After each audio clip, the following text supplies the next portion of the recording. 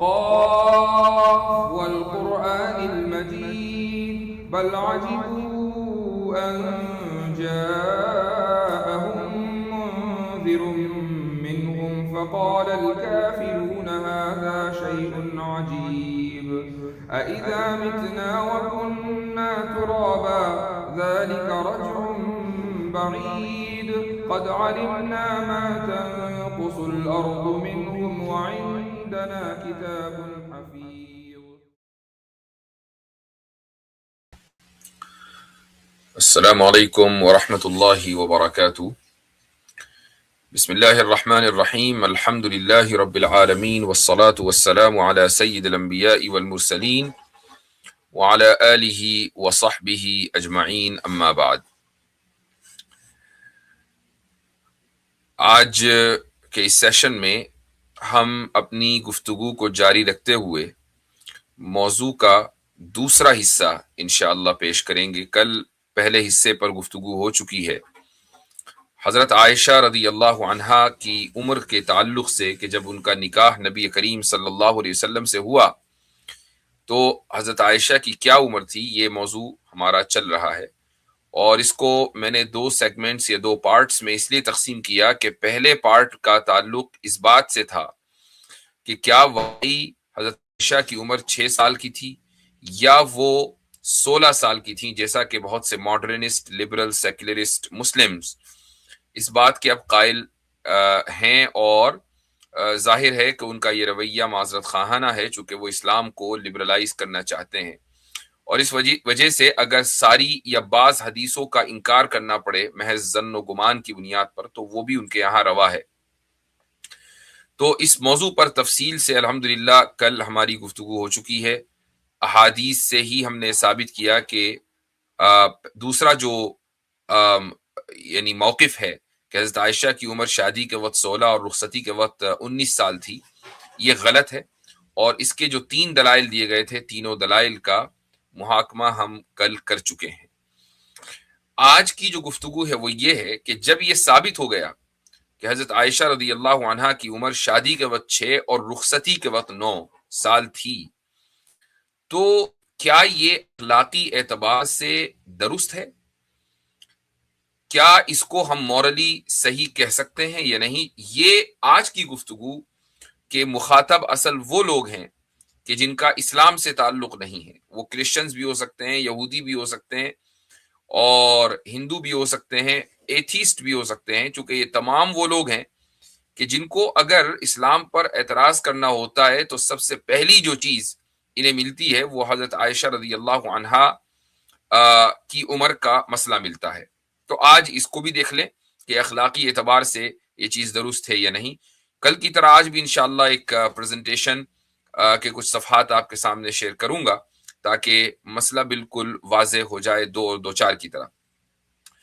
یہاں ایک بات رک کر یہ کہنا ضروری سمجھتا ہوں کہ بہت سے لوگ ہیں کہ جب وہ گستاخی کرتے ہیں اور آپ ان کو کہتے ہیں کہ بھائی تم گستاخی کیوں کرتے ہو رسول اکرم صلی اللہ علیہ وسلم کی شان میں، تو وہ یہ کہتے ہیں کہ یہ تو آپ ہی کی کتابوں میں لکھا ہوا ہے، آپ ہی کیا لکھا ہوا ہے کہ 6 سال کی عمر میں نکاح کیا تھا، حضرت عائشہ 6 سال کی تھی، رخصتی 9 سال کی تھی، تو اگر ہم اب انہی باتوں کو دہرا رہے ہیں تو اس میں گستاخی کہاں ہے؟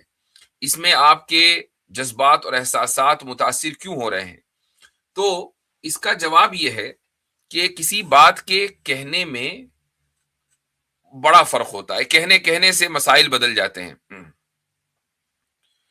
مثلا آپ اپنے باپ کو اگر ابا جان، ابو یا ڈیڈ یا اس طرح کے کسی بھی لفظ سے مخاطب کریں تو یہ اس کی شان کے مطابق ہے، لیکن اگر آپ اپنے ابا جی کے پاس جائیں اور کہیں اوئے میری ماں کے شوہر، تو ظاہر ہے کہ بات تو آپ نے کوئی غلط نہیں کہی ہے، تو وہ یعنی باپ ماں کا شوہر ہی ہے، لیکن اگر اس کو خطاب کیا جائے گا اس طریقے سے کہ ابے او میری ماں کے شوہر، تو ادھر سے تشدد اگر ہوا تو میں سمجھتا ہوں کہ یہ بالکل معقول تشدد ہوگا، چونکہ اس طریقے سے کوئی شخص بھی اپنے باپ کو مخاطب نہیں کرنا چاہے گا۔ تو اب آپ دیکھیں کہ جو معنی ہے یعنی جو حقیقت ہے وہ تو یہی ہے جو دوسرے انداز میں پیش کی گئی ہے وہ حقیقت ہی ہے، لیکن کہنے کا انداز غلط ہے۔ تو اصل جو اعتراض ہوتا ہے وہ کہنے کے انداز پر ہوتا ہے۔ اگر ایک غیر مسلم مان لیجئے حضرت عائشہ رضی اللہ عنہا کی عمر کے تعلق سے گفتگو کر رہا ہے اور وہ فیکچول گفتگو کر رہا ہے اور اس میں حضرت عائشہ کو حضرت کہہ رہا ہے، نبی کریم صلی اللہ علیہ وسلم کو نبی کریم علیہ الصلوۃ والسلام یا صلی اللہ علیہ وسلم یا پیس بی اپون ہم، جو بھی اس کی زبان میں حضرت محمد یا محمد صاحب کچھ بھی وہ کہہ رہا ہے، اس سے اندازہ ہم لگا سکتے ہیں کہ بھئی اس کا مقصد گستاخی نہیں ہے۔ لیکن اگر ایک آدمی اس طرح کی گفتگو زبان استعمال نہ کر کے دوسرے انداز کی زبان استعمال کر رہا ہے تو ایک لو آئی کیو قسم کے انسان کو بھی اندازہ ہو جاتا ہے کہ اس گفتگو کا مقصد گستاخی ہے، تو گستاخی کو تو گستاخی کہا جائے گا۔ تو یہ پوائنٹ اٹھانا یہاں بہت ضروری تھا کہ کہیں کل کو لوگ یہ کہنے لگے کہ بھائی یہ لوگ تو خود ہی کہتے ہیں تو پھر اگر ہم بھی وہی بات کریں تو اس میں کیا حرج ہے۔ تو بہرحال آپ کے سامنے ایک میں یہ اسکرین شیئر کر رہا ہوں، یہ آ گئی ہے آپ کی اسکرین پر۔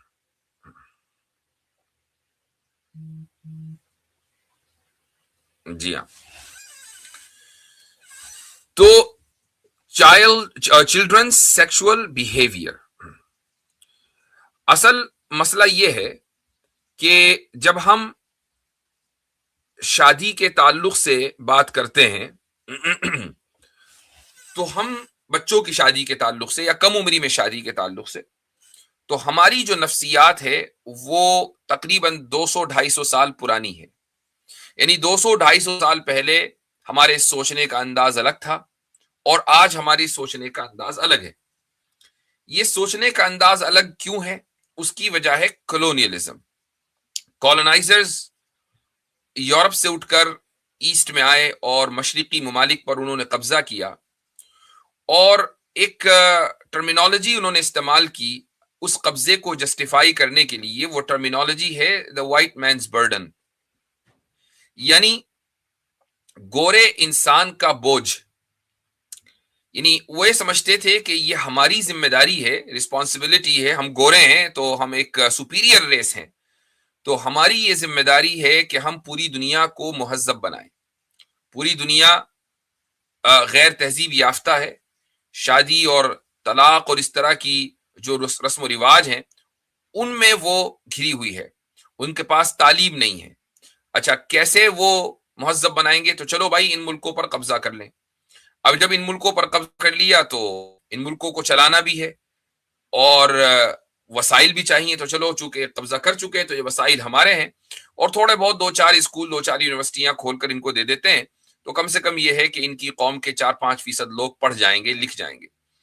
یہ ہے وائٹ مینز برڈن۔ جب یہ لوگ ہمارے ملکوں میں آئے تو اپنی ایجوکیشن سسٹم کے ذریعے انہوں نے قوموں کی نفسیات کو بالکل بدل دیا۔ ورنہ آپ چاہے ہندو یا مسلمان بر صغیر میں اگر 2 نسلوں پیچھے چلے جائیں، زیادہ دور جانے کی ضرورت نہیں ہے، 2 یا 3 نسلیں پیچھے ہی چلے جائیں، پردادی سکر دادی تک، تو اس زمانے میں شادی کم عمر میں ہی ہوتی تھی۔ 18 سال کی عمر تک کوئی انتظار نہیں کرتا تھا، بہت سے بہت 13 سال 14 سال کی عمر میں شادی ہو جایا کرتی تھی اور اس چیز کو بالکل نارمل سمجھا جاتا تھا۔ لیکن آج ذرا کوئی 14 سال یا 15 سال کی عمر میں اپنی بیٹی کی شادی کر کے دیکھے تو ایک طوفان کھڑا ہو جاتا ہے، قانون حرکت میں آ جاتا ہے۔ اس کا مطلب یہ ہوا کہ ہماری جو سائیکی ہے، ہماری جو نفسیات ہے وہ بدل گئی ہے تقریباً 200-250 سال کے اندر اندر۔ آج اس رویے کو یعنی بچپن کی شادی کو یا کم عمری کی شادی کو اخلاقی اعتبار سے بھی غلط سمجھا جاتا ہے، نفسیاتی اعتبار سے بھی غلط سمجھا جاتا ہے اور جسمانی اعتبار سے بھی غلط سمجھا جاتا ہے۔ یعنی یہ کہا جاتا ہے کہ یہ اس سے فزیولوجیکل ہارم یعنی جسمانی طور پر بچی کے یا اس لڑکی کے جسم کو نقصان پہنچ سکتا ہے اگر اس عمر میں اس کی شادی کی جائے۔ تو سب سے پہلے ہم یہی دیکھتے ہیں کہ کیا واقعی اخلاقی اعتبار سے یہ چیز غلط ہے۔ اب مسلمانوں کو تو یہاں چونکہ مسلمان اپنے اصول پر قائم ہیں، ہندوؤں نے اپنے آپ کو بدل لیا ریفارمیشن کے نام پر اور بڑے پراؤڈ فلی کہتے ہیں کہ جی ہم نے تو ریفارم کر لیا۔ بھائی ریفارم تو اس کو کیا جاتا ہے کہ جو چیز غلط ہو، ہم تو اپنے مذہب کی کسی بات کو غلط مانتے ہی نہیں، تو ہم ریفارم کیوں کریں؟ یعنی قرآن میں کوئی چیز غلط نہیں ہے اور صحیح احادیث و سنت میں کوئی چیز غلط نہیں ہے، تو کسی بھی طرح کے ریفارمیشن کی ہماری قطعاً کوئی ضرورت نہیں ہے. ریفارمیشن تو وہ کریں کہ جو یہ سمجھتے ہیں کہ نہیں اوپر سے گڑبڑی چلی آ رہی ہے، تو ٹھیک ہے، وہ آپ کا مذہب ہے، آپ جو جس چیز کو بھی مناسب سمجھیں وہ آپ کر سکتے ہیں. عیسائیوں کے یہاں زبردست قسم کا ریفارمیشن ہوا ہے اور یہودیوں کے یہاں بھی اس وقت سیکولرائزیشن چل رہا ہے. تو پوائنٹ یہ ہے کہ مسلمان چونکہ اپنے اصول پر باقی ہیں اور اپنی مقدس کتابوں پر قائم ہیں، اگرچہ پریکٹیکلی یہ چیز ان میں نہیں ہے. ایسا نہیں ہے کہ 9 سال 10 سال 11 سال کی بچیوں کی شادی ہو رہی ہے، لا آف دا لینڈ کو بھی وہ ریسپیکٹ کرتے ہیں اور اس کو مانتے ہیں. اصل یہ ہے کہ اخلاقی اعتبار سے اس کو درست سمجھتے ہیں. اسی لیے مسلمانوں ہی کو یہ کہا جاتا ہے کہ یہ باربیرک ہیں. باربیرک کیوں ہے؟ کہ بھائی یہ تو بچیوں کی شادی کو جائز سمجھتے ہیں، کیوں؟ چونکہ ان کے نبی محمد صلی اللہ علیہ وسلم نے 9 سال کی لڑکی سے نکاح کیا اور رخصتی 9 سال کی عمر میں ہوئی. تو ہم دیکھتے ہیں کہ چائلڈ میرج کا جو تصور ہے ویسٹ میں وہ کیا ہے. یونیسیف کی ویب سائٹ پر چائلڈ میرج کی ڈیفینیشن آپ کی اسکرین پر موجود ہے کہ child marriage refers to any formal marriage اور informal union between a child under the age of 18 and an adult or another child. Child marriage کس کو کہتے ہیں؟ کہ فارمل میرج ہو. فارمل میرج یعنی جو ترقی یافتہ ممالک ہیں یا وہ ممالک جو اب ترقی پذیر ہیں، وہاں پر قانون یہ ہے کہ جب آپ شادی کریں تو شادی کو رجسٹرڈ کرائیں. تو سٹی آفس میں، کاؤنٹی آفس میں، ڈسٹرکٹ آفس میں، کہیں بھی جا کر سرکاری محکمے میں آپ کو شادی رجسٹر کرانی ہے. یہ ہے فارمل میرج. انفارمل یونین کا مطلب یہ ہے کہ شادی تو ہوئی لیکن وہ رجسٹرڈ نہیں ہے، قاضی صاحب نے نکاح پڑھ دیا اور شادی ہو گئی. تو چائلڈ میرج چاہے وہ فارمل ہو یا انفارمل ہو، ایسی شادی ہے کہ جو انڈر دی ایج آف 18، ایک پارٹنر 18 سال سے کم عمر کا ہو اور دوسرا ایڈلٹ ہو یعنی 18 سال سے زیادہ کا، یا دونوں کم عمر ہوں، دونوں 18 سال سے کم کے ہوں، تو اس کو چائلڈ میرج کہا جاتا ہے. تو چائلڈ میرج کی ہمیں ڈیفینیشن پتہ چل گئی. اچھا، اب اس کے بعد آپ اگلے صفحے پر دیکھیں کہ چائلڈ یہ ایک آرگنائزیشن ہے، این جی او ہے، girlsnotbrides.org. یہ آرگنائزیشن اگر آپ گوگل کریں گے تو دنیا کے تقریباً ہر ملک میں اس آرگنائزیشن کا وجود ہے. یہاں تک کہ ابھی 3-4 سال پہلے تک افغانستان میں بھی یہ آرگنائزیشن کام کرتی تھی، چونکہ اس کے مطابق افغانستان میں کم عمر میں شادی کی کا جو تناسب ہے وہ دوسرے ملکوں کے مقابلے میں زیادہ ہے. یہ این جی او باقاعدہ گورنمنٹ سے ملین ڈالر یہ فنڈنگ لیتی ہے. تو اس کے پیچھے حکومتیں ہیں اور امریکہ، کینیڈا، انگلینڈ اور یورپ کے دوسرے ممالک، یہ تمام کی تمام حکومتیں اس آرگنائزیشن کو ملینز نہیں بلینز میں فنڈنگ کرتی ہیں. تو اس کی ویب سائٹ کے اوپر چائلڈ میرج کے تحت جو عبارت لکھی ہے وہ آپ کے سامنے موجود ہے کہ چائلڈ میرج اور marriage without the free and full consent of both spouses is a human rights violation. اس سے کیا پتا چلا؟ ان کے نزدیک child marriage human rights violation ہے.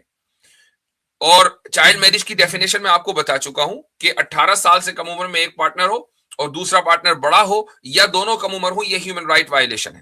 یا یہ کہ بغیر مرضی کے زبردستی شادی کرا دی جائے، یہ بھی ہیومن رائٹ وائلیشن ہے. ٹھیک ہے، یہاں تک تو بات واضح ہے. Progressive legal frameworks are one element of the comprehensive response needed to successfully address child marriage as reflected within the Girls Not Bride theory of change. Progressive legal framework کا کیا مطلب ہے؟ ترقی یافتہ قانونی فریم ورک. یعنی ہم جیسے جیسے زمانے میں آگے بڑھ رہے ہیں ویسے ویسے ہمیں قانون سازی کرنی چاہیے تاکہ قانون سازی کر کے ہم اس چائلڈ میرج کی وبا کو ایڈریس کر سکیں اور اس کو ختم کر سکیں. یہی وجہ ہے کہ آپ دیکھ لیجئے دنیا کے اکثر ملکوں میں جیسے جیسے وقت گزر رہا ہے قانون سازی ہو رہی ہے کہ بھئی 18 سال سے کم عمر میں نکاح نہیں ہوئی. انڈیا میں قانون پہلے بن چکا، پاکستان میں ابھی یہ قانون بننے جا رہا ہے، بڑا زبردست یہ بن چکا ہے اور خوب واویلا وہاں پر ہو رہا ہے. بہت سے علماء بھی میدان میں ہیں اور بہت سے پارلیمنٹرینز اور سینیٹرز، یہ سب کے سب میدان میں. کیوں؟ چونکہ قانون بننے جا رہا ہے یا بن چکا ہے. تو پروگریسو لیگل فریم ورک یہ ایلیمنٹ ہے کہ چائلڈ میرج کو کیسے روکا جائے، یہ اس کا ایک جزو ہے، ایک اہم عنصر ہے.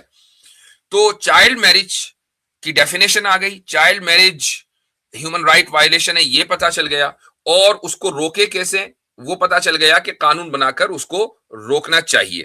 اچھا, اب ایک اہم چیز جو یونائٹڈ نیشن کی ویب سائٹ پر ہے, یہ زبردست اقتباس ہے, وہ یہ ہے کہ the AAHA guidance recommends interventions across sectors including comprehensive sexuality education CSE in schools. AAHA یہ ایک آرگنائزیشن ہے انڈر UN, تو اس کی جو گائیڈ لائنز ہے وہ یہ ہے کہ اس میں مداخلت کرنی چاہیے, کس میں, سیکچولیٹی ایجوکیشن کو پروموٹ کرنا چاہیے اسکولوں میں. آگے لکھا ہے کہ the guidance proposes intervention examples for 2 major adolescent conditions in this area. یعنی ہمیں سیکشولیٹی ایجوکیشن پروموٹ کر کے 2 طرح کی صورتحال کو ایڈریس کرنا چاہیے جو ایڈولیسنٹ میں ہے, یعنی مراہق بچوں میں. ایڈولیسنٹ بچے کسے کہتے ہیں؟ 11-12 سال کا بچہ ایڈولیسنٹ ہے. تو ایڈولیسنٹ بچوں میں 2 طرح کی پرابلمز اس وقت پائی جاتی ہیں. اگر ہم سیکشولیٹی ایجوکیشن دیں گے تو ان پرابلمز کو ایڈریس کر سکتے ہیں. وہ پرابلمز کیا ہیں؟ انسیف سیکس اور ارلی اور ان انٹینڈڈ پریگننسی. ارلی پریگننسی اور انسیف سیکس. تو بھائی جب آپ سیکشولیٹی ایجوکیشن اسکولوں میں دیں گے تو آپ ان دو صورتحال کا مقابلہ کیسے کریں گے؟ پہلی صورتحال یہ ہے کہ انسیف سیکس نہیں ہونا چاہیے. تو بھائی کیسے ہونا چاہیے؟ سیف ہونا چاہیے. کن لوگوں کی بات ہو رہی ہے؟ بڑوں کی بات نہیں ہو رہی ہے. ایڈولیسنٹ یعنی بچے جو 12-13 سال کے ہیں, ان کے بارے میں یہ کہا جا رہا ہے کہ ہم تعلیم دیں اسکولوں میں جا کر کہ سیف سیکس کیسے ہو. اور ساتھ میں یہ بھی تعلیم دیں کہ ارلی پریگننسی نہ ہو. پریگننسی اگر ہونی ہے تو 18 کے بعد ہونی چاہیے. لڑکی ماں بنے 18 کے بعد, 18 سے پہلے نہ بنے. تو اس سے یہ ثابت ہوا کہ بھائی مسئلہ شادی سے ہے, مسئلہ بچوں کی سیکشول بیہیویئر سے نہیں ہے. بس یہ ہے کہ ان کا جو سیکشولیٹی ہے, یا وہ اگر وہ انٹرکورس کرنا چاہتے ہیں اسکول میں رہتے ہوئے تو سیف انداز سے کریں, شادی نہ کریں. تو پرابلم شادی سے ہے, ان کے سیکشول بیہیویئر سے ویسٹ کو, مغرب کو کبھی کوئی پرابلم رہی نہیں ہے. یہی وجہ ہے امریکہ میں ایک بڑا ادارہ ہے C D C federal government کا ادارہ ہے. اس میں جو اس کا جو ڈیٹا ہے اس کے مطابق between 4 to 11% of children under 13 have had sex. 4% سے 11% بچے امریکہ میں جو کہ 13 سال کی عمر میں سے کم ہے, وہ آلریڈی یہ کام کر چکے ہیں. 4 سے 11%. اچھا, کیا یہ چلو کوئی کہہ سکتا ہے کہ ہاں 4 سے 11% تو بہت کم ہے. آپ اگلا دیکھیں, ایک لفظ ہے سیکسٹنگ. سیکسٹنگ کا مطلب یہ ہوتا ہے کہ اپنی برہنہ پکچرز دوسرے کو بھیجنا ٹیکسٹ کے ذریعے, واٹس ایپ کے ذریعے. ڈیٹا یہ ہے واشنگٹن پوسٹ کا کہ one in 4 teens are estimated to be sexting, sending naked pictures of themselves. کہ 1 سے لے کر ہر 4 میں ایک ٹینیجر کا مطلب یہ ہوا 11 سال 13 14 15 16 سال, یہ ٹینیجرز ہیں. ہر 4 میں ایک یہ حرکت کر رہا ہے کہ وہ دوسرے کو اپنی برہنہ تصویریں بھیج رہا ہے. لیکن واشنگٹن پوسٹ یہ بھی کہہ رہا ہے کہ ریسرچرز سے اٹس نارمل. کوئی بات نہیں, ریسرچرز یہ بھی کہہ رہے ہیں کہ اس میں کوئی حرج نہیں ہے, نارمل بات ہے. آپ کو پرابلم کیا ہے؟ یہی وجہ ہے کہ امریکہ میں ایک صوبہ ہے ورمونٹ میں باقاعدہ ایک قانون بنا ہے, اور وہ قانون یہ ہے کہ condoms should be available in locations that are safe and readily accessible for students without barriers to obtaining condoms or surrounding stigma surrounding access. یعنی اس صوبے میں مڈل اسکول اور ہائی اسکول میں یہ ضروری قرار پایا ہے کہ کانڈومز اویلیبل ہوں اور اتنے ہر جگہ رکھے ہوں تاکہ فوری طور پر ان کو لیے جا سکے, ریڈیلی ایکسیسیبل. مڈل اسکول کون سا اسکول ہے بھائی؟ مڈل اسکول شروع ہوتا ہے 6ٹھی کلاس سے. چھٹی کلاس کا بچہ 10 یا 11 سال کا ہوتا ہے، تو 11 سال کے بچے کو بھی بعض مرتبہ ضرورت پڑ سکتی ہے مانے حمل چیزوں کی، تو اس لیے یہ اسکولوں کے اندر، وہ بھی کہاں گھر میں یا ادھر نہیں، اسکولوں میں، گویا کہ اسکول میں بچے تعلیم حاصل کرنے نہیں بلکہ یہ حرکتیں کرنے جاتے ہیں، یہ قانون بن چکا ہے۔ تو اس سے کیا ثابت ہوا؟ اس سے ثابت یہ ہوا کہ ویسٹ کو یا جو لوگ بھی لبرل مائنڈ سیٹ رکھتے ہیں ان کو شادی سے مسئلہ ہے، لیکن اگر بچے کم عمری میں یہ کام کریں تو اس سے ان کو کوئی مسئلہ نہیں ہے۔ ٹھیک ہے، جب یہ ثابت ہو گئی تو اب ہم ایسے تمام لوگوں سے کہ جن کو چائلڈ میرج سے پرابلم ہے، چائلڈ میرج کا لفظ میں غلط استعمال کر رہا ہوں، چائلڈ میرج وہ ان لوگوں کے مطابق چائلڈ میرج ہے۔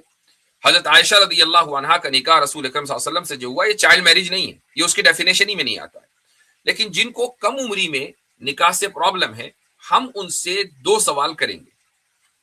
پہلا سوال ہم ان سے یہ کریں گے کہ یہ جو آپ اس کم عمری کے نکاح کی مخالفت کرتے ہیں، یہ یا اس کو بھی کہہ لیں کہ آپ کی چائلڈ سیکشول بیہیویئر کی جو مخالفت ہے وہ کیٹیگوریکل ہے یا کنڈیشنل ہے؟ چائلڈ سیکشول بیہیویئر کی مخالفت جو آپ کرتے ہیں، اپوز کرتے ہیں، یہ کیٹیگوریکل ہے یا کنڈیشنل ہے؟ کیٹیگوریکل کا مطلب ہے مطلقاً علی الاطلاق، ہر حال میں، کوئی کنڈیشن نہیں، ہر زمان و مکان میں، ہر صورت میں یہ چیز غلط ہے۔ اگر آپ یہ کہتے ہیں تو اسی کو ہم ڈوگما کہتے ہیں، اسی کو ڈوگما کہا جاتا ہے۔ یہ یاد رکھیے کہ جو لوگ لبرل مائنڈ سیٹ کے قائل ہیں وہ کسی بھی چیز کو کیٹیگوریکلی اچھا یا برا نہیں کہتے، ان کے یہاں کیٹیگوریکلی اچھائی یا برائی پائی نہیں جاتی ہے۔ ہومو سیکشولیٹی ایک مثال ہے۔ جب ہم یہ کہتے ہیں کہ ہم جنس پرستی، ہومو سیکشولیٹی کیٹیگوریکلی غلط ہے، تو لبرلز یا سیکولرسٹ، ہیومنسٹ، ایتھیسٹ یہ ہمیں کہتے ہیں کہ بھائی کیٹیگوریکل ایول یا کیٹیگوریکلی کوئی برائی پائی نہیں جاتی ہے۔ 2 مرد یا 2 عورتیں اگر آپس میں اپنی مرضی سے رہنا چاہتے ہیں تو آپ کو پرابلم کیا ہے؟ ہمیں وہ کہتے ہیں کہ آپ کا رویہ ڈاگمیٹک ہے، لیکن جب ہم ان سے یہ کہیں گے کہ اگر آپ چائلڈ سیکشول بیہیویئر کو کیٹیگوریکل کنڈیم کرتے ہیں تو یہ بھی تو ڈاگما ہے۔ اس لیے وہ پہلی شق ہے اس کو اختیار نہیں کر سکتے ہیں، انہیں دوسری ہی شق اختیار کرنی پڑے گی اگر انہیں کنسسٹنٹ رہنا ہے اپنے اصولوں سے، اور وہ یہ ہے کہ کیٹیگوریکل برا تو نہیں ہے لیکن کنڈیشنل برا ہے، یعنی اگر کچھ شرطیں پائی جائیں تو یہ برا ہے۔ وہ شرطیں کیا ہیں؟ یاد رکھیے کہ پوری ویسٹرن فلسفی جب اخلاقیات کی بات آتی ہے تو یوٹیلیٹیرینزم کے اوپر ڈیپینڈ کرتی ہے۔ یوٹیلیٹیرینزم کسے کہتے ہیں؟ کہ جو چیز نفع بخش ہو، نفع مند، نفع پہنچانے والی ہو وہ اچھی ہے، اور جو چیز نقصان پہنچانے والی ہے وہ بری ہے۔ تو اب چائلڈ سیکشول بیہیویئر کو بھی وہ اسی نظر سے دیکھتے ہیں کہ اگر ایک کم عمر کا بچہ یا بچی کسی زیادہ عمر کے بندے سے، 18 سال سے زیادہ کے شخص سے یا پارٹنر سے نکاح کرے تو یہ نقصان پہنچانے والا ہے، لہٰذا یہ غلط۔ لیکن چھوٹے بچے 11 سال کے، 12 سال کے آپس میں اگر آخر حد تک جا رہے ہیں اور سیف انداز سے، چونکہ کانڈومز بھی ان کو دے دیے گئے تو سیف سیکس ہے، ارلی پریگنینسی بھی نہیں ہو رہی ہے، تو اب اس میں کوئی برا نہیں ہے، بلکہ بچے اپنی سیکشوالٹی ایکسپلور کر رہے ہیں، اس لیے اس میں کوئی پرابلم نہیں ہے۔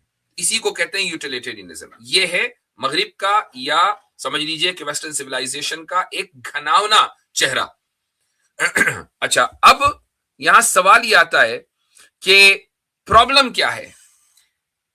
یعنی اگر کم عمر کا ایک شخص یا ایک بچی، لڑکی زیادہ عمر کے پارٹنر سے نکاح کرے تو پرابلم کیا ہے؟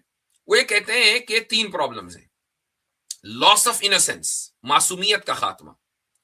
دوسرے فزیولوجیکل ہارم، یعنی جسمانی اعتبار سے، سائیکولوجیکل ہارم، نفسیاتی جو نقصان ہے وہ۔ اور تیسرا ہے لاس آف اپرچونٹی، یعنی مواقع کا نقصان، مواقع کا زوال۔ کیا مطلب ہے اس کا؟ لاس آف انوسینس کا مطلب یہ ہوا کہ جب ایک 13-14 سال کی، 10 سال کی لڑکی کسی 18, 19, 20 سال، 25 سال، 30 سال کے مرد سے نکاح کرے تو اس کی معصومیت تو ختم ہو جائے گی۔ یہ زمانہ تو معصومیت کو پنپنے دینے کا ہے، معصومیت کو باقی رکھنے کا ہے. معصومیت اگر ختم ہو تو نیچرلی اپنے آہستہ آہستہ ختم ہونی چاہیے. جب لڑکی 18 سال کی ہوگی، جوان ہوگی، تو ٹھیک ہے، وہ اپنی معصومیت کو ختم کرنا چاہے تو الگ بات ہے، لیکن اس عمر میں شادی کر کے اس کی معصومیت کو ختم نہیں کرنا چاہیے. لاس آف انوسینس. دوسرا سائیکولوجیکل ہارم، نفسیاتی اس کو لڑکی کے اوپر کتنا دباؤ پڑتا ہے. آپ اندازہ لگائیں کہ ایک لڑکی جو بھی کم عمر ہے، 12-13 سال کی ہے، 14 سال کی ہے، اس کو آپ 30-35 سال کے آدمی سے اگر اس کا نکاح کر دیں تو کتنا زیادہ نفسیاتی دباؤ اس لڑکی کو ہوگا. اور لاس آف اپرچونٹی، کہ زندگی میں جتنے مواقع، بھائی یہ بچی ابھی بڑی ہوتی، پڑھتی، ہائی اسکول مکمل کرتی، انٹرمیڈیٹ کرتی، اس کے بعد کالج جاتی، ماسٹرز کرتی اور فلاں، پھر اس کے بعد اپنا کیریئر بناتی، اور کہیں جا کر جب اس کی مرضی آتی شادی کرتی تو کم سے کم یہ کہ کیریئر وغیرہ تو سیٹ ہو گیا. آج آپ مثلا کوئی خصوصاً لبرل خواتین میں کسی سے اگر شادی نہیں ہوئی ان کی، آپ پوچھیں کہ بھئی آپ شادی کب کریں گی؟ اگر مان لیجئے کوئی 20-22 سال کی لڑکی ہے، کیونکہ ابھی تو مجھے اپنے کیریئر پر توجہ دینی ہے. تو یہ جو مینٹالٹی ہے وہ کہاں سے آئی ہے؟ وہ وہی کلونیلزم سے آئی ہے کہ نہیں، سب لوگ پہلے اپنے کیریئر پر توجہ دیں، اس کے بعد پھر سیٹل ہو. Loss of opportunity. یہ 3 پرابلمز ہیں شادی میں. اس لیے ویسٹرن سیولائزیشنز یا لبرلز یا ایتھیسٹ اس عمر میں شادی کو غلط مانتے ہیں. تو چلیں اب ہم ان تینوں پر ہی بات کرتے ہیں. تو سب سے پہلی بات تو یہ ہے کہ بھائی یہ جو آپ نے لاس آف انوسینس کی بات کی ہے کہ معصومیت کا خاتمہ، تو معصومیت کا خاتمہ تو آپ آلریڈی تمام بچوں کا مغربی ممالک میں کر چکے ہیں. جب یہ ڈیٹا خود آپ لوگوں کی ویب سائٹ پر، سرکاری ویب سائٹ پر موجود ہے کہ 13 سال سے کم عمر کے بچے 4 سے 11% آلریڈی آخری حد تک جا چکے ہیں، تو معصومیت باقی رہ گئی. اگر ہر 4 میں کا ایک بچہ سیکسٹنگ کر رہا ہے تو معصومیت کدھر باقی رہ گئی؟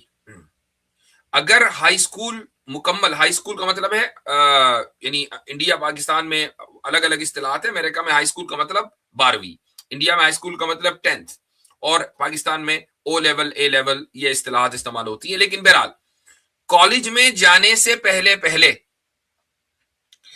اس معصومیت کو ختم کرنا باقاعدہ لڑکے اور لڑکیوں کا ایک اہم آبجیکٹو اور مقصد ہوتا ہے کہ کالج میں جانے سے پہلے یہ کام کر لینا ہے.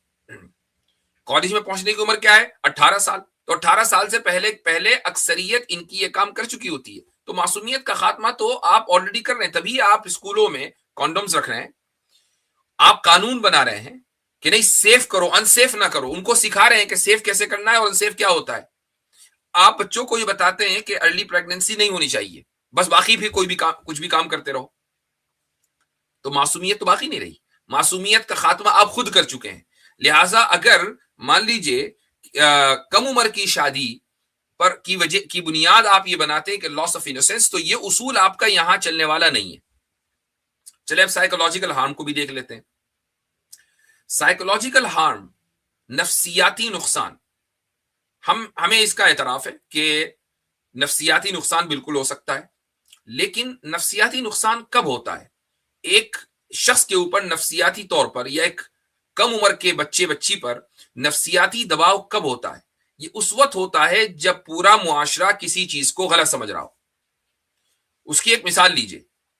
آپ مثلا کسی ایسے علاقے میں رہتے ہیں کہ جہاں مرد ذرا ہلکے رنگوں کے کپڑے پہنتے ہیں. بنگلہ دیش میں یا ملیشیا، انڈونیشیا، افریقی ممالک میں مرد بڑے گہرے رنگ کے کپڑے پہنتے ہیں. پرپل کرتا پہنیں گے، ٹھیک ہے، اور بہت ڈارک قسم کا گرین کرتا پہنیں گے. یہ ہر جگہ کا کلچر الگ ہے. لیکن بر صغیر میں، انڈیا پاکستان کے ایک اکثر علاقوں میں مردوں کا جو کلچر ہے وہ یہ کہ ذرا ہلکے رنگوں کے کپڑے پہنیں گے. آپ نے ایک بچے کو لال کلر کی قمیص پہنا دی، وہ لال کلر کی قمیص ہی پہنتا ہے اسی جگہ. وہ نفسیاتی دباؤ محسوس کرے گا جب اس کے ہم عمر اس کا مذاق اڑائیں گے. کیوں؟ چونکہ اس طرح کے کلرز نہیں پہنے جاتے. بچے اس کا مذاق اڑائیں گے تو وہ نفسیاتی طور پر دباؤ محسوس کرے گا. وہ محسوس کرے گا کہ اس کو بلی کیا جا رہا ہے. اور اگر والدین نے اس مسئلے کو ایڈریس نہیں کیا تو بچہ نفسیاتی ٹراما کا شکار ہو جائے گا. تو معاشرے میں اگر کسی چیز کو غلط سمجھا جائے اور وہ کام بچے کے ساتھ ہو تو نفسیاتی طور سے بچہ دباؤ محسوس کرے گا. لیکن اگر معاشرے میں سبھی وہی کام کر رہے ہو, اس کو غلط نہ سمجھا جاتا ہو, تو اب نفسیاتی دباؤ محسوس نہیں ہوگا. مان لیجئے وہی بچہ اگر افریقی ملکوں میں چلا جائے, ملیشیا, انڈونیشیا یا بنگلہ دیش میں کہیں چلا جائے, اور اس کو آپ پرپل کلر کا کرتا پہنا دیں, سب پرپل کلر پہنے ہوئے ہیں, وہ بھی پہن لے, تو کیا مسئلہ ہے؟ کوئی نفسیاتی دباؤ محسوس نہیں ہوگا. اس کی ایک مثال اور دیتا ہوں, اور یہ مثال بہت ریلیونٹ ہے. مثال ہے حالت احرام. جب آپ اپنے گھر میں, اپنے ملک میں ہیں, وہاں ذرا احرام پہن کے نکلیں, ایک چادر نیچے باندھ لیں, ایک چادر اوپر, اور اس طریقے سے آپ رہنے لگیں, تو لوگ آپ کو یہی سمجھیں گے کہ بھئی یہ مجنون دیوانہ ہے, یہ احرام کی حالت میں یہاں کہاں کچھ کیوں پھر رہا ہے. دلی کی سڑکوں میں یا اسلام آباد کی گلیوں میں یہ شخص احرام کی حالت میں کیوں پھر رہا ہے؟ اگر یہی بچہ ہو اور اس کو اس کے والدین احرام پہنا دیں اور وہ احرام کی حالت میں رہے, تو اس بچے کے اوپر ہر حال میں نفسیاتی دباؤ ہونا ہے. لیکن اسی بچے کو آپ سعودی عرب لے جائیں, مکہ لے جائیں, ایام حج چل رہے ہوں یا عام دنوں عمرے کے ہوں, وہاں ہزاروں لوگ, لاکھوں لوگ احرام کی حالت میں, بچے کو احرام کی حالت میں آنے میں کوئی مسئلہ نہیں ہوگا, چونکہ سب یہی کام کر رہے ہیں, اب کوئی نفسیاتی دباؤ نہیں. تو سائیکولوجیکل ہارم اس وقت ہوگا جبکہ معاشرے میں کوئی شادی نہ کر رہا ہو کم عمر کی. لیکن اگر معاشرے میں کم عمر کی شادی کا ہی رواج ہو تو سائیکولوجیکل ہارم کیوں ہوگا؟ اس کے بعد loss of opportunity. Loss of opportunity ایک ایسا عذر ہے کہ اگر آپ اس کو صحیح طریقے سے نہیں سمجھیں گے تو شکار ہو جائیں گے. بھائی اپرچونٹی کس کو کہتے ہیں؟ ہم آج کے دور میں اپرچونٹی کی ڈیفینیشن یہ کرتے ہیں, میں نے جیسے ابھی کہا کہ ہر لڑکا اور لڑکی اپنا کیریئر بنانا چاہتا ہے. وہ کیریئر کیسے بنے گا؟ کیریئر اس طرح بنے گا کہ بھئی وہ تعلیم مکمل کر لے. کتنی تعلیم ہونی چاہیے؟ صرف انٹرمیڈیٹ نہیں, کالج کی بھی ہونی چاہیے. کالج کے 4 سال کافی ہیں. امریکہ یا ترقی یافتہ ممالک میں کالج کے 4 سال کافی ہیں, جاب مل جاتی ہے. انڈیا میں, پاکستان میں اچھی جاب نہیں ملتی. نہیں تو پھر اب کیا کرنا پڑے گا؟ نہیں, ماسٹرز بھی کرنا پڑے گا. تو چلو 1 سال یا 2 سال ماسٹرز کے بھی کر لیں, اور آپ کو اوپر جانا ہے تو 3-4 سال اور لگا لیں پی ایچ ڈی کے, تب جا کر آپ بہت اچھی جاب آپ کو ملے گی. تو جو اپنے کیریئر میں اگر کامیاب ہونا ہے تو 30 سال تک پڑھتے رہو. یہ ہے آج کے دور کی اپرچونٹی. پرانے دور میں یعنی استعمار سے پہلے, سامراجیت سے پہلے, کولونیلزم سے پہلے اپرچونٹی کیا تھی؟ آپ ابتدائی تاریخ, انسان کی ابتدائی تاریخ سے لے کر آج سے 300 سال 200 سال پہلے تک آئیں. اس وقت اپرچونٹی یہ تھی, ہر انسان یا ہر قبیلہ, ہر شہر, ہر ملک یہ چاہتا تھا کہ ہمارے پاس زیادہ سے زیادہ کسان ہو, ہمارے پاس زیادہ سے زیادہ فوجی ہوں, ہمارے پاس زیادہ سے زیادہ افراد ہوں. جب قبائلی نظام تھا آج سے چند سو سال پہلے, تو ہر قبیلہ یہ چاہتا تھا کہ جتنے زیادہ افراد ہوں گے اتنی زیادہ طاقت ہوگی, جتنی زیادہ طاقت ہوگی اتنے ہی سروائیول کا جو پاسبلٹی ہے وہ بڑھ جائے گی. افراد کم ہوں گے تو دوسرا قبیلہ ہمیں کھا جائے گا, افراد زیادہ ہوں گے تو ہم باقی رہیں گے. ذرا آج کے سیناریو میں بھی اس کو دیکھ لیجئے, یہ صرف 500 سال پہلے کی بات نہیں ہو رہی. ایز وی آر اسپیکنگ اس وقت بھی یہی صورتحال ہے. صورتحال کیا ہے؟ ایران میں دبا کے بم برس رہے ہیں, ہر طرف سے میزائل برس رہے ہیں, اور ہمیں صحیح صورتحال کا علم نہیں ہے چونکہ بلیک آؤٹ ہے, لیکن لگتا ایسا ہی ہے کہ دن رات وہاں بمباری ہو رہی ہے. لیکن کیا ایرانی قوم ختم ہو جائے گی؟ اتنی آسانی سے نہیں. کیوں؟ اس لیے کہ ان کے یہاں افرادی قوت بہت زیادہ ہے. لیکن اگر اس سے 10% جتنے بم وہاں برس رہے ہیں اس سے مان لیجئے 90% کم بم تل ابیب پر برس جائیں, اسرائیل پر برس جائیں, تو وہاں وہ پوری آبادی صاف ہو جائے گی. کیوں؟ چونکہ ان کی آبادی کم ہے, ٹوٹل 9 ملین ہے. تو افرادی قوت کی بڑی اہمیت ہوتی ہے. آج بھی ملکوں کی طاقت اس بات سے ناپی جاتی ہے کہ ہتھیار ہیں, ٹھیک ہے, لیکن فوج میں کتنے افراد ہیں؟ بھائی اتنے لاکھ فوج ہیں, ٹھیک ہے, اس کا مطلب یہ کہ ان کے پاس طاقت خوب ہے. تو پہلے زمانے میں اگر زیادہ افراد نہیں ہوں گے تو کھیتی کرنے والے نہیں ہوں گے, کھیتی کرنے والے نہیں ہوں گے تو جو ایگریکلچر سوسائٹی ہے وہ آگے کیسے بڑھے گی؟ زیادہ افراد نہیں ہوں گے تو فوجی نہیں ملیں گے, زیادہ فوجی نہیں ہوں گے تو ملک باقی کیسے رہے گا؟ یہ پہلے زمانے کی اپرچونٹی ہے. اور اس زمانے میں زیادہ افراد کیسے پیدا ہوں, آبادی زیادہ تیزی کے ساتھ کیسے بڑھے؟ جبکہ جو ایوریج ایج ہے آج سے تقریباً 2000 سال پہلے 1500 سال پہلے جو ایوریج ایج ہے وہ کیا تھی؟ وہ 40-50، چونکہ جنگیں خوب ہوتی تھی. اگر کوئی آدمی اپنی زندگی جی گیا تو 60-70، لیکن یہ افراد کم ہوتے تھے زیادہ تر، چونکہ جنگیں خوب ہوتی تھیں تو اس لیے 40-50 ہی ایوریج ایج ہوتی تھی. تو اس لیے اس زمانے میں جو ایوولوشنری اینتھروپولوجسٹ ہیں وہ خود اس بات کے قائل ہیں کہ کم عمری کی شادی ضروری تھی. اسی طریقے سے پولیگمی ضروری تھی، یعنی ایک آدمی کی کئی بیویاں ہوں، دوسرے ایک کم عمر کی شادی ہو تاکہ زیادہ بچے پیدا ہو سکیں. جتنے زیادہ بچے پیدا ہوں گے اتنی ہی زیادہ اپرچونٹی ہوگی سروائیول کی. تو آپ نے کیا کیا کہ لاس آف اپرچونٹی کو بنیاد بنایا اور کہا کہ حضرت عائشہ رضی اللہ عنہ کا نکاح اس لیے اخلاقی اعتبار سے غلط تھا کہ اس میں لاس آف انوسنس کی بات میں کر چکا ہوں کہ ان کے یہاں خود یہ اصول اس پر کاربند نہیں ہے. سائیکولوجیکل ہارم وہ اس لیے نہیں ہے چونکہ پورے معاشرے میں اس چیز کو ایکسیپٹڈ سمجھا جاتا تھا. لاس آف اپرچونٹی اس لیے نہیں ہے کہ اس زمانے میں اپرچونٹی اس بات میں تھی کہ کم عمر میں شادی ہو اور زیادہ سے زیادہ بچے ہوں. تو نہ تو لاس آف انوسنس کا اصول بچا، نہ سائیکولوجیکل ہارم کا اصول بچا، نہ لاس آف اپرچونٹی کا اصول بچا. اب کوئی یہ کہہ سکتا ہے کہ بھائی یہ جو ہمیں بچوں کی شادی یا کم عمر میں شادی اس لیے نہیں کرنی چاہیے چونکہ اس میں بچوں کی مرضی نہیں ہوتی، یہ بچوں کی مرضی کے خلاف ہے. چلے اس کو بھی دیکھ لیتے ہیں. کہتے ہیں یہ انسانی کم عمر کی شادی یا چائلڈ میرج انسانی حقوق کی خلاف ورزی اس لیے ہے چونکہ بچے کو پتہ نہیں ہے کہ اس کے ساتھ کیا ہو رہا ہے.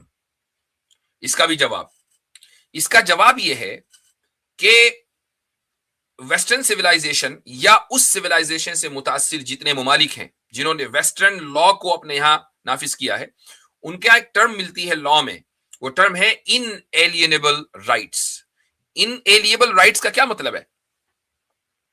وہ حقوق کے جن کو ختم نہیں کیا جا سکتا. آپ کہیں کہ نہیں مجھے نہیں چاہیے، نہیں ہم تو دیں گے، وہ ہے انیلینیبل رائٹس.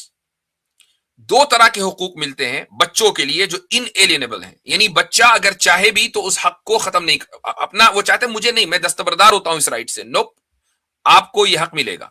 وہ کیا ہے؟ حق کے تعلیم. ایک بچہ یہ کہتا ہے مجھے اسکول جانا ہی نہیں ہے، جانا پڑے گا، اگر نہیں جاؤ گے تو زبردستی بھیجیں گے. اگر والدین کہیں کہ نہیں ہم اپنے بچے کو اسکول نہیں بھیج رہے ہیں تو والدین کے خلاف کیس ہو جائے گا، بچے ان سے چھین لیے جائیں گے. ہو سکتا ہے کہ بعض ممالک میں والدین کو جیل بھی بھیج دیا جائے، یہ سارے قوانین موجود ہیں. تو اگر بچے کی مرضی پڑھنے کی نہیں ہے لیکن گورنمنٹ چاہتی ہے کہ زبردستی ہم اپنے بچوں کو پڑھائیں تاکہ ہمارے پاس ایک نسل جاہل نہ رہ جائے، ملک ترقی اس وقت کرے گا جبکہ بچہ پڑھے. تو یہاں بچے کی مرضی کا تو آپ نے فالو ہی نہیں کیا، بچے کی مرضی تو تیل لینے گئی. بھائی کدھر ہے بچے کی مرضی؟ کون بچہ ہے جو روزانہ پڑھنا چاہتا ہے؟ پڑھائی بچوں کے اوپر بوجھ لگتی ہے، اسی لیے بہت سی جو جدید ٹیکنیکس ہیں اس میں اس پڑھائی کو اس طریقے سے پیش کیا جاتا ہے کہ بچوں کو بوجھ نہ لگے، لیکن اس کے باوجود لگتی ہے. بہرحال ایک ذمہ داری ہے، ہر ایک آدمی ذمہ داری سے بھاگنا چاہتا ہے فطری طور پر، کوئی ذمہ داری پوری نہیں کرنا چاہتا. ذمہ داری پوری کرتے پریشر کی وجہ سے. بچہ بھی اگر پڑھتا ہے تو پریشر ہوتا ہے. یہ انیلینیبل رائٹ ہے، بچہ اس سے دستبردار نہیں ہو سکتا. اسی طرح ایک اور رائٹ جس کو ہم اردو میں حق حضانت کہہ سکتے ہیں یا گارڈین شپ رائٹ کہہ سکتے ہیں. گارڈین شپ رائٹ کا مطلب یہ ہے کہ ایک بچہ یہ کہتا ہے، مثلا کسی کے بچے کے والدین کا انتقال ہو گیا، اب یہ گورنمنٹ کی رسپانسبلٹی ہوتی ہے کہ اس کے جو قریب ترین رشتہ دار ہیں ان کو وہ گارڈین بنا دے. اگر مان لے کوئی قریب ترین رشتہ دار میسر نہیں تو فاسٹر کیئر، امریکہ میں اور یورپ میں بہت سی جگہوں پر فاسٹر کیئر، انڈیا میں بھی یقیناً یہ قانون ہوگا، فاسٹر کیئر کا ایک لا ہے، اور وہ یہ ہے کہ کوئی بھی شخص آگے بڑھے اور بچے کو اڈاپٹ کر لے، یہ اس کا لیگل گارڈین ہوگا. ایک بچہ کہتا ہے کہ مجھے چاہیے ہی نہیں گارڈین، نہ مجھے ماں باپ چاہیے، نہ مجھے دار چاہیے، نہ مجھے فاسٹر پیرنٹ چاہیے، مجھے کوئی نہیں چاہیے، میں اب اکیلا رہوں گا سڑک پہ. کیا اس کی اس مرضی کو مانا جائے گا؟ نہیں مانا جائے گا. باقاعدہ اس کو فورس کیا جائے گا کہ وہ والدین کے ساتھ رہے اور یہ سمجھا جائے گا کہ بچے کو کوئی مسئلہ ہے نفسیاتی، تبھی بچہ ایسی ضد کر رہا ہے، لہٰذا ہمیں ہر حال میں اس کو کسی نہ کسی کی کیئر میں رکھنا پڑے گا.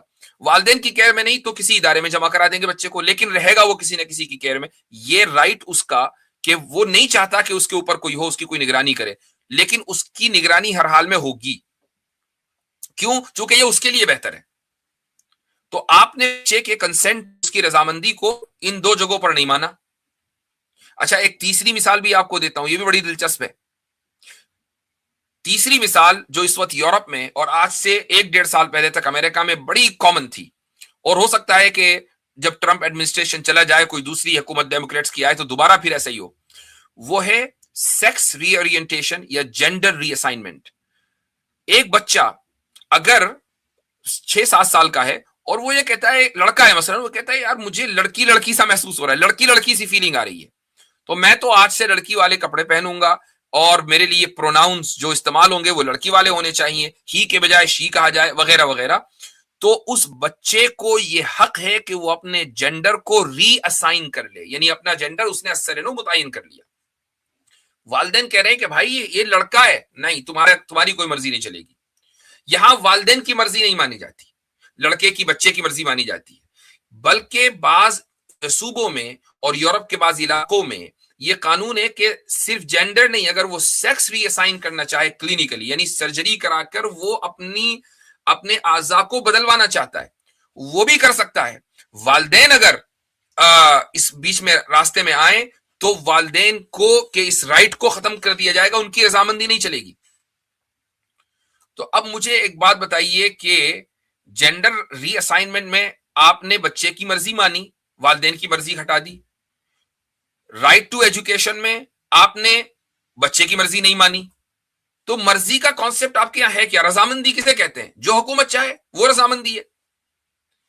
تو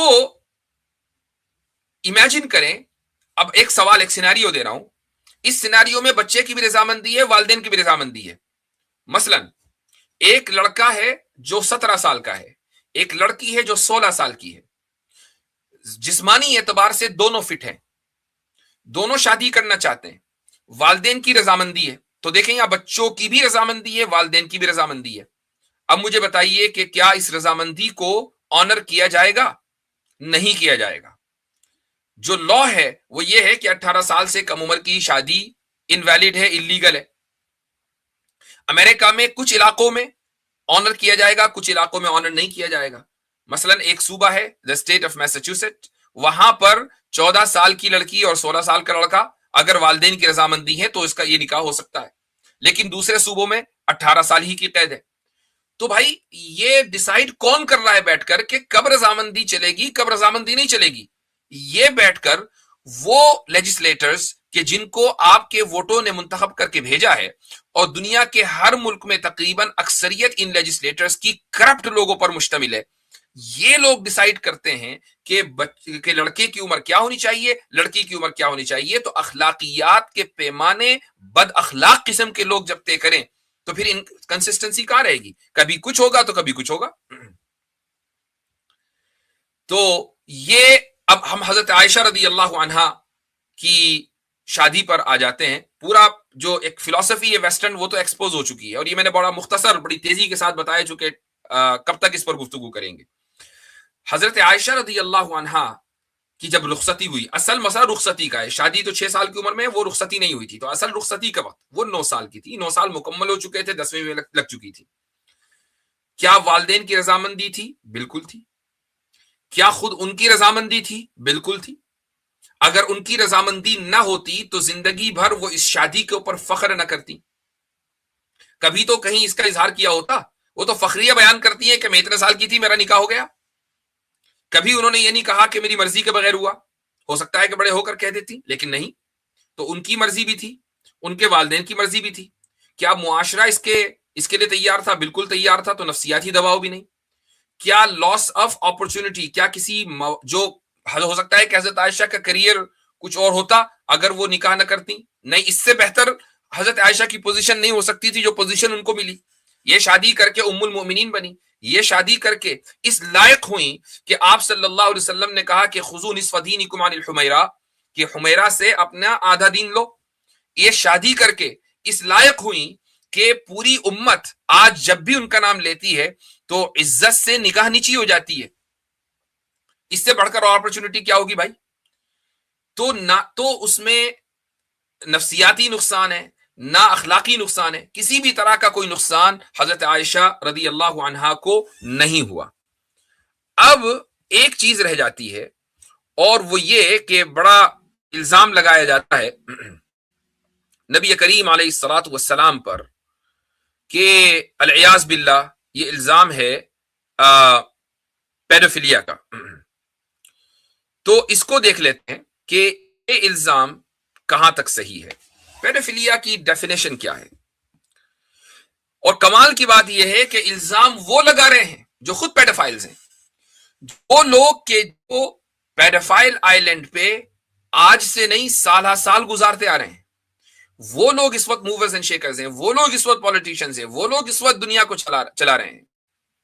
وہی انہی کے گھروں سے رپورٹیں نکل کر آ رہی ہیں، ایپسٹین فائلیں نکل کر ہم نے کہیں سے مشرقی ممالک سے ان کو شائع نہیں کیا، بلکہ اسٹیٹ ڈپارٹمنٹ خود ہی وہ فائلیں شائع کر رہا ہے۔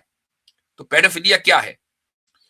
اس کو دیکھیے، پیڈوفیلیا یہ ایک یعنی باقاعدہ ٹرسٹڈ سورس ہے جہاں سے میں نے ڈیفینیشن لی ہے، امریکن سائیکولوجیکل ایسوسی ایشن کی طرف سے یہ پیڈوفیلیا کی ڈیفینیشن ہے۔ Pedophilia is a psychiatric disorder in which an adult or older adolescent experiences a primary or exclusive sexual attraction to prepubescent children۔ یہ ہے ڈیفینیشن پیڈوفیلیا کی۔ سب سے پہلی بات ہے کہ یہ ایک سائیکیٹرک ڈس آرڈر یعنی نفسیاتی بیماری ہے۔ دوسرے یہ کہ اس نفسیاتی بیماری کا شکار جو بھی ہوگا، مریض ہوگا، وہ مریض بڑا بھی ہو سکتا ہے اور ایڈولیسنٹ بھی ہو سکتا ہے۔ ایڈولیسنٹ کا مطلب ہے کہ وہ 13 14 15 سال کا ہے، ایڈولیسنٹ ہے۔ اس کا پرائمری یا ایکسکلوسیو سیکشول اٹریکشن بچوں کی طرف ہوتا ہے، یعنی وہ بچوں ہی سے کی طرف اٹریکٹ ہوتا ہے، بڑوں کی طرف اٹریکٹ نہیں ہوتا۔ یہ ہے پیڈوفیلیا۔ لیکن اگر آپ اس ڈیفینیشن کو دیکھیں تو خود اندازہ لگائیں کہ موجودہ دور میں جو ایپسٹین اسکینڈل سامنے آیا ہے، تو یہ لوگ دراصل پیڈوفیلیا کے شکار تھے۔ بچوں کو اسمگل کر کے لایا جاتا تھا۔ یہ ایک کیس نہیں ہے، کتنے ہزاروں بچوں کے ساتھ ایسا ہوا ہوگا اتنے سالوں میں۔ ملینز فائلز ہیں بھائی، ہزار بچے غائب ہوئے ہیں، سیکس ٹریفکنگ ہوئی ہے۔ تو ان لوگوں کا ایک بچے سے دل نہیں تو دوسرے سے دل نہیں تو تیسرے سے دل نہیں بھرتا تھا تو چوتھا۔ اس طریقے سے یہ حرکت ہوئی ہے، اس کو پیڈوفیلیا کہا جاتا ہے۔ نبی کریم صلی اللہ علیہ وسلم کا نکاح ہوا 6 سال کی عمر میں۔ اگر العیاذ باللہ ثم العیاذ باللہ یہ نفسیاتی بیماری آپ صلی اللہ علیہ وسلم کو ہوتی تو 3 سال کا انتظار کیوں ہوتا؟ ایپسٹین اور اس کی آرمی نے تو 3 دن کا بھی انتظار نہیں کیا تھا۔ آپ علیہ الصلوۃ والسلام نے 3 سال کا انتظار کیا کہ حضرت عائشہ رضی اللہ عنہا 9 سال کی ہو گئی۔ پھر اگر العیاذ باللہ ثم العیاذ باللہ آپ صلی اللہ علیہ وسلم میں یہ نفسیاتی بیماری ہوتی تو صرف حضرت عائشہ پر نہ رکتے، حضرت عائشہ رضی اللہ عنہا کے علاوہ آپ کے حرم میں اور بھی ازواج ہوتے جو کم عمر کی ہوتی، لیکن حضرت عائشہ ہی اکیلی کیوں؟ چونکہ پیڈوفیلیا میں تو اٹریکشن ایکسکلوسیولی پرائمری اور صرف مائنرز کے ساتھ ہوتا ہے، مائنر کی طرف ہوتا ہے۔ یہاں تمام ازواج میں ایک ہی مائنر، جن کو مائنر کہا جا رہا ہے، وہ ایک کم عمر کی ہیں، باقی سب کی عمریں نارمل ہے۔ تو پھر پیڈوفیلیا کا جو الزام ہے، یہ الزام دراصل گستاخی ہے، جھوٹ ہے، فالس ہے، اور اس ٹرم کا، اس اصطلاح کا مس یوز ہے۔ اب آخری بات ایک اور رہ جاتی ہے، اور وہ یہ کہ یہ بھی تو ہو سکتا ہے کہ حضرت عائشہ رضی اللہ عنہا کو کوئی نقصان ہوتا جسمانی اعتبار سے، چونکہ اگر مان لیجئے اس عمر میں 9 سال کی عمر میں پریگننسی ہو جائے تو کیا جسم اس چیز کو برداشت کر سکتا ہے؟ ویکیپیڈیا پر جائیں اور ویکیپیڈیا پر آپ ینگ مدرز ڈالیں تو وہاں پوری لسٹ آپ کے پاس آ جائے گی اسٹارٹنگ فرام 1939، یعنی جب سے ڈیٹا اکٹھا ہوا ہے تو 1939 سے، بلکہ اور اس سے پہلے سے، لیکن 1939 14 مئی میں ایک لڑکی جس کا نام ہے لینا میڈینا، وہ پریگننٹ ہوئی، اور بالکل نارمل پریگننسی، کس عمر میں؟ 5 سال 7 مہینے. اور اس کے بعد جو لیٹسٹ کیس ہے 5 اگست 2019 کا، اس بچی کا نام ہے، اس لڑکی کا نام ہے مننجن. 10 سال کی عمر میں اس کے یہاں نارمل پریگننسی ہوئی ہے. تو 1939 سے لے کر 2019 تک کا پورا ڈیٹا تو ویکیپیڈیا پہ موجود ہے، اور اس کو نارمل پریگننسی کہا جاتا ہے. تو یہ ان سب کو ینگ مدرز بولا جاتا ہے. تو اگر ایسا ہے تو پھر ان تمام کو کوئی صحت کے مسائل ہونے چاہیے. ان کو کوئی صحت کا مسئلہ نہیں ہوا. حضرت عائشہ رضی اللہ عنہا کے تعلق سے جو بات آتی ہے وہ یہی آتی ہے کہ وہ جسمانی اعتبار سے فٹ ہو چکی تھی، اسی لیے 3 سال انتظار کیا. 9 مکمل ہو گئے، 10ویں میں لگ گئیں، اور تب حضرت عائشہ رضی اللہ عنہا کو کی رخصتی ہوئی اور آپ صلی اللہ علیہ وسلم کے پاس وہ پہنچی. تو وہ معاشرہ، وہ لوگ کہ جو لبرلزم کا شکار ہیں، ایتھیزم کا شکار ہیں، ویسٹرن مورالٹی کا شکار ہیں، وہ اگر اسلام پر ہی اعتراض کرنے لگیں تو پھر آئینہ دکھانا ضروری ہو جاتا ہے. اب آخر میں ایک چیز اور رہ گئی اور اس کے بعد انشاءاللہ میں مکمل کروں گا اپنی گفتگو. وہ چیز یہ ہے کہ بھائی یہ اعتراض اگر غیر مسلم ریلیجس کمیونٹی کی طرف سے آئے تو اب کیا کریں گے؟ یعنی اعتراض کرنے والے یہودی ہوں، عیسائی ہوں، ہندو ہوں، تو پھر ہمارا جواب کیا ہوگا؟ تو ظاہر ہے کہ ہم بھی پھر دوسری کتابیں کھولیں گے، ہمیں بھی پھر دوسروں کی کتابیں کھولنے کا حق ہے بھائی. ہم بھی سوال کریں گے کہ ریبیکا کا نکاح حضرت اسحاق علیہ الصلوۃ والسلام سے جب ہوا تو آپ کی کتابوں کے مطابق ریبیکا، جن کو عربی میں ربقہ کہہ سکتے ہیں، ان کی عمر 3 سال تھی، رخصتی بھی ہو گئی تھی 3 سال کی عمر میں. یہ جو یعنی ہمارے نزدیک یہ کوئی ٹرسٹ وردی یا کریڈیبل سورس نہیں، چونکہ ہم تو ان کتابوں کو محرف مانتے ہیں کہ ان میں تحریف ہوئی ہے.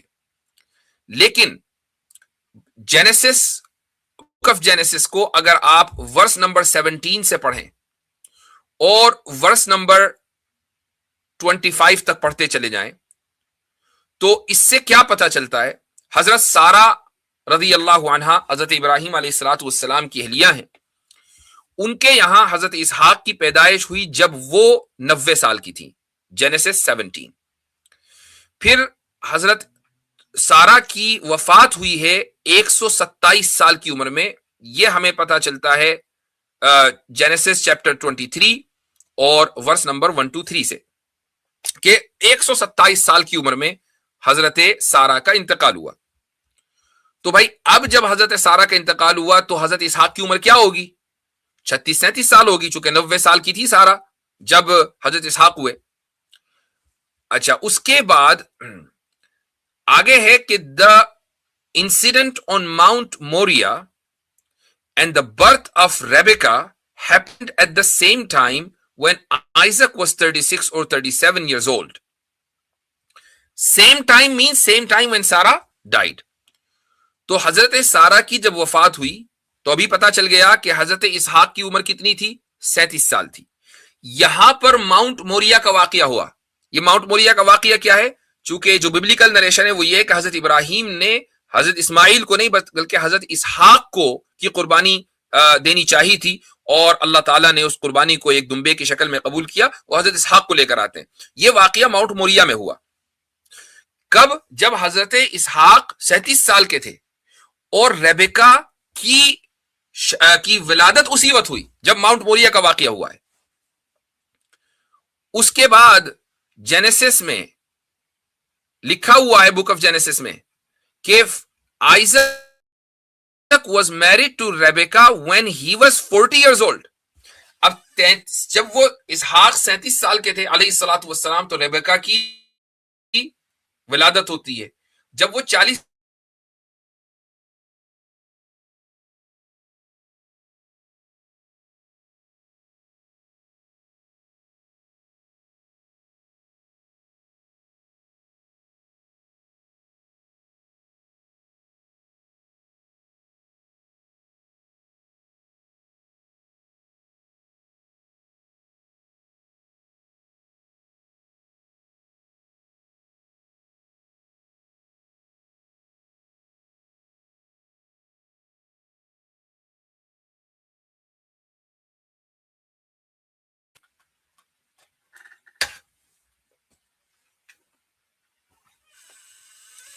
ہاں جی، اب میری بات سن پا رہے ہیں آپ؟ بیچ میں شاید نیٹ کنیکشن فیل ہوا ہے، ذرا مجھے کامنٹ میں بتائیے گا کہ آواز اب آ رہی ہے؟ ٹھیک ہے، پرفیکٹ. تو یہ جو بک آف جینیسس ہے یہ صرف یہودی نہیں مانتے، یہ عیسائی بھی مانتے ہیں. تو یہودی اور عیسائیوں کو تو یہ جواب ہو گیا کہ بھائی آپ جو جواب دیں گے، جو آپ کا جواب ہوگا وہ ہمارا جواب ہوگا. کم سے کم ہمارے یہاں مسئلہ یہ ہے کہ 9 سال مکمل ہو جانے پر رخصتی ہوئی ہے. آپ تو یہ مان کے چل رہے ہیں کہ 3 سال کی عمر میں رخصتی ہو گئی تھی. تو اس لیے وہ لوگ جو اسلام پر اعتراض کرتے ہیں پہلے انہیں اپنے گھر کی خبر لینی چاہیے. آگے بڑھتے ہیں. ہندوازم میں آ جائیں. والمیکی رامائن کا ایک اقتباس آپ کے سامنے ہے، اس کا میں سمپل سا ترجمہ پڑھ کر سنا رہا ہوں. والمیکی رامائن ارنیا کانڈ سرگا 47، اور یہ اس میں جو ورسز ہیں وہ 3 سے 5. سیتا جی کہتی ہیں، میں متھلا کے بادشاہ عظیم المرتبت جنک کی بیٹی ہوں. میرا نام سیتا ہے اور میں رام جی کی چہیتی بیوی اور ملکہ ہوں. آپ پر سلامتی ہو. ایودھیا میں اکشواکو خاندان کے محل میں 12 سال قیام کے دوران میں تمام انسانی آسائشوں اور خوشحالیوں سے لطف اندوز ہوتے ہوئے تمام خواہشات کی تکمیل کے ساتھ رہی. کتنے سال رہی؟ 12 سال. تو 12 سال ان کے نکاح کو ہو گئے، سیتا جی کے رام جی کے ساتھ نکاح کو 12 سال ہو گئے. اب وہ کہتی ہیں 13ویں سال میں عالی مرتبت بادشاہ دشرتھ نے اپنے شاہی وزراء کے ساتھ مل کر رام کو ایودھیا کا ولی عہد مقرر کرنے کا فیصلہ کیا. جب راگھو رام کی تاج پوشی کی تیاریاں ہو رہی تھی، میری محترم ساس جنہیں کیکئی کے نام سے جانا جاتا ہے، انہوں نے اپنے شوہر دشرتھ سے ایک وردان مانگا، نعمت مانگی، وردان. کیکئی نے میرے سچے سسر کو ان کے ایک پرانے احسان کے ذریعے مجبور کر کے 2 رعایتیں مانگی. پہلی میرے شوہر کی جلاوطنی، اور دوسری اپنے بیٹے بھرت کی تاج پوشی. کہ کئی اس بات پر اڑ گئیں کہ اگر اب رام کی تاج پوشی ہوئی تو چاہے کچھ بھی ہو جائے میں نہ کھاؤں گی، نہ سوؤں گی، نہ پیوں گی، اور میری زندگی اسی طرح ختم ہو جائے گی. میرے سسر بادشاہ نے ان کی بہت منت سماجت کی لیکن انہوں نے ایک نہ مانی. ٹھیک. اب یہ کہہ رہی ہیں آگے، اس وقت میرے عظیم اور پرکشش شوہر کی عمر 25 سال تھی. جب یہ بات ہو رہی ان کو جلاوطن کیا جا رہا ہے تو ان کی عمر 25 سال تھی، اور میری پیدائش سے اب تک میری عمر 18 سال ہو چکی ہے. اور بھائی 12 سال سے وہ رام جی کے نکاح میں ہیں، 12 سال سے رام جی کے نکاح میں ہیں. جس وقت یہ واقعہ ہو رہا ہے 18 سال کی ہیں، رام 25 سال کے ہیں. تو جس وقت نکاح ہوا اس وقت ان کی عمر کیا تھی؟ 6 سال. اگر چائلڈ میرج، میں نے شروع میں ہی چائلڈ میرج کی ڈیفینیشن، اگر ہمیں اسی طریقے سے چلنا ہے کہ یونیسیف کی اور یونائٹڈ نیشن کی اور فلاں کی ڈیفینیشن اٹھا کے ہمیں جو ماضی میں واقعات ہوئے ان پر چیپنا ہے، تو پھر یہ بھی چائلڈ میرج ہے، یہ بھی ہیومن رائٹ کا وائلیشن ہے، یہ بھی غلط ہے اخلاقی اعتبار سے، یہ بھی غلط ہے نفسیاتی اعتبار سے. اس کا کیا جواب ہے بھائی؟ اور یہ تو صرف ایک حوالہ ہے، اس کے علاوہ بہت سارے حوالے موجود ہیں. تو ہم تو پھر یہی کہیں گے کہ فما ہوا جوابکم فہو جوابنا، جو تمہارا جواب وہ ہمارا جواب. اس سے یہ ثابت ہوا کہ ہم جب ماضی میں کسی واقعے کو ذکر کرتے ہیں اور اس کو اخلاقی اعتبار سے درست سمجھتے ہیں تو یہ بہت ضروری ہے کہ ہم پریزنٹزم فیلسی کا شکار نہ ہو. پریزنٹزم فیلسی کا مطلب کیا ہے؟ یعنی ہم موجودہ دور میں جو معیارات ہیں، جو سٹینڈرڈز ہیں، ان سٹینڈرڈز کو اس زمانے پر اپلائی نہ کریں. کیا ہمارے نزدیک سیتا جی کی شادی جو رام جی سے ہوئی ہے جب وہ 6 سال کی تھی بری ہے؟ نہیں، ہم اس کو غلط نہیں سمجھتے. اس زمانے میں ایسا ہوتا ہوگا اور ایسا ہو گیا ہوگا. سب سے پہلے تو یہ ثابت کریں کہ بھئی وہ ایک ہسٹوریکل فگر ہے کہ نہیں. چلو مان لیا ہسٹوریکل فگر ہے، چلے مان لیا کہ ایسا ہوا ہے تو ٹھیک ہے. ایک ریلیجس پرسنالٹی نے آج سے اللہ عالم کتنے سال پہلے، 5000 10,000 12,000 سال پہلے اگر ایسا کیا تو ہم آج کی بنیاد پر اس کو جج نہیں کر سکتے. بالکل ایسا ہی جیسا کہ آج کی بنیاد پر نبی کریم صلی اللہ علیہ وسلم کے نکاح کو حضرت عائشہ سے اس نکاح کو جج نہیں کیا جا سکتا.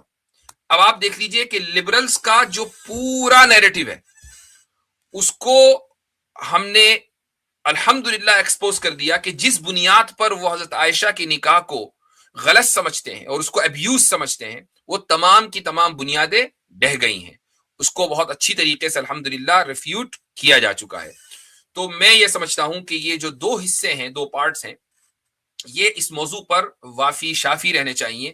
کل والی جو گفتگو ہے وہ جو ہمارے انٹرنل لبرلز ہیں ان کے لیے تھی، اور آج کی جو گفتگو ہے وہ ان لوگوں کے لیے ہے کہ جو ایکسٹرنل ایلیمنٹس ہیں اور انہیں اسلام پر یا نبی کریم صلی اللہ علیہ وسلم کی ذات پر اور آپ کے کردار پر اعتراض کرنا ان کی ہابی ہے. تو یہ دونوں حضرات کا علاج الحمدللہ ان دو ایپیسوڈز میں ہو گیا ہے. تو آئندہ اگر کوئی اس طرح کی بات آپ سے کرے، سیدھا اس ویڈیو کا لنک اٹھائیں اور اس سے کہیں کہ بھائی کچھ ٹائم نکالو اور اس کو دیکھ لو اور اس کا جواب دو. دوبارہ پھر واضح کر دوں کہ میری کتاب جو انشاءاللہ تحفظ الملاحدہ کے نام سے 9 اپریل کو آ رہی ہے، اس کی 4تھی جلد میں الحمدللہ اس موضوع پر بڑا تفصیلی کلام کیا. میں نے شاید اس کا 30 to 40% سے بھی کم آپ کے سامنے اس ویڈیو میں پیش کیا ہے. تو اور تفصیل آپ کو اس کتاب میں مل جائے گی.